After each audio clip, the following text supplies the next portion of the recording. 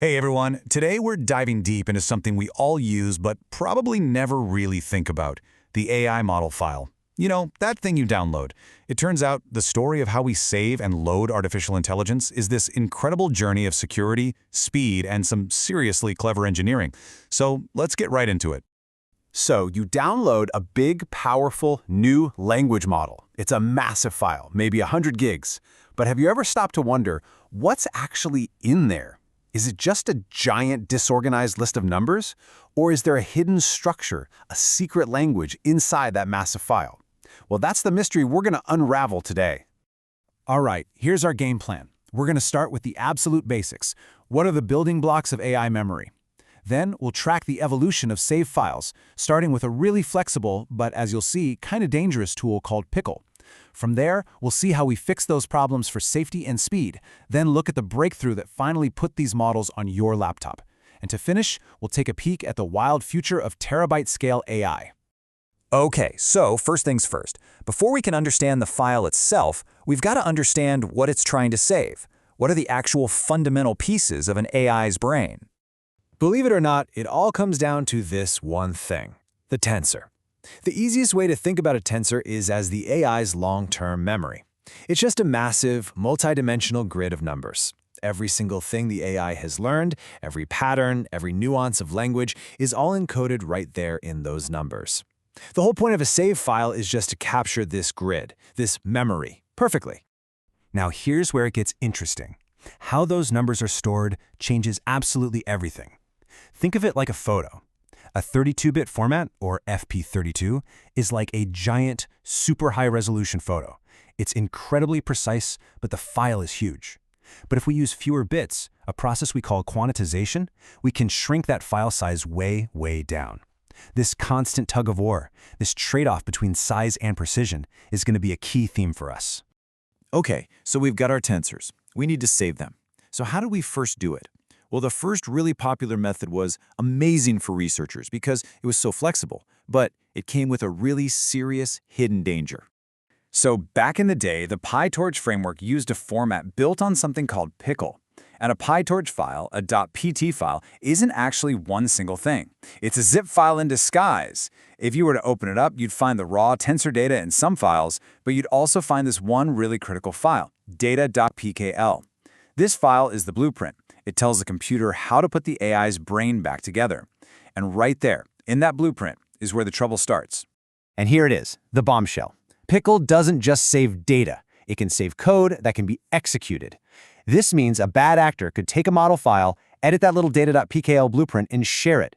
It's like they've taken a recipe for a cake and changed a step to burn down the kitchen. All of a sudden, downloading an AI model wasn't just downloading data anymore, it was a massive security risk. So clearly, this was a huge problem. That security flaw, plus the fact that Pickle was pretty slow to load, well, it meant we needed something way better. And that need kicked off the next chapter in our story, a new format built from the ground up for safety and speed. And the solution was a format called, appropriately enough, Safe Tensors. It tackled Pickle's problems one by one.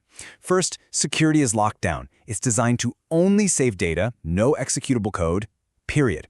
Second, it's way faster. Instead of needing a whole virtual machine to figure out the file, it just reads a simple text header.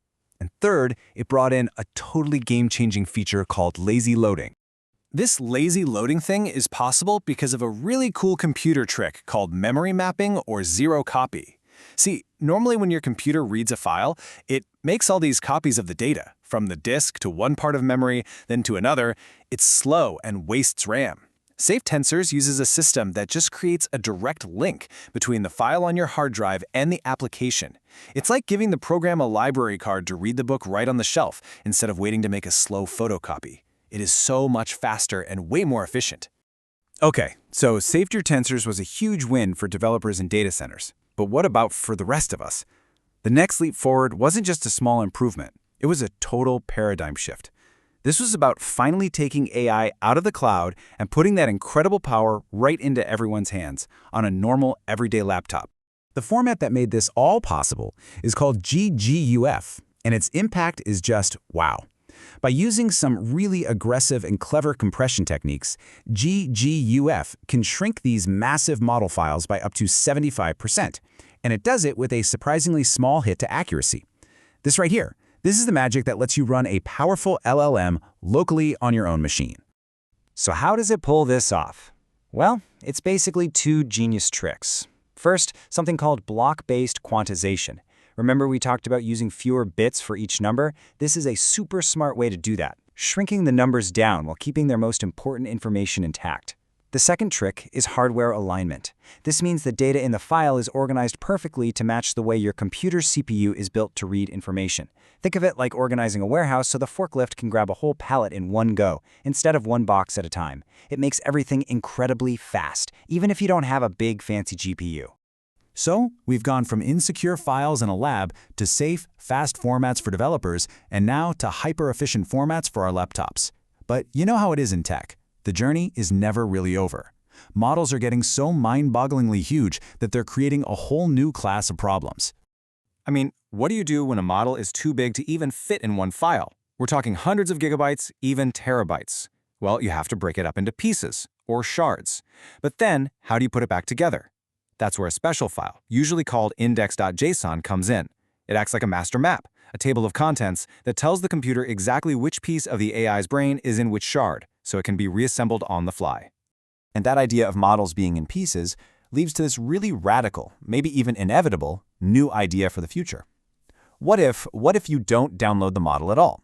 It's a concept called weight streaming, and you can think of it just like streaming a movie on Netflix. Your computer only pulls down the exact tiny piece of the model it needs for a calculation right when it needs it, and then it gets discarded. This could let us use models that are way too big to ever fit on our computers. And this brings us to one last, kind of mind-bending thought to leave you with. We've seen the AI save file evolve from a simple tool into this incredibly sophisticated global standard. But as these models keep growing, outgrowing even our most powerful computers, the entire concept of a file might just become a thing of the past. So, is the future of AI something we store, or is it something we just plug into, a constant stream of intelligence? Thanks for watching.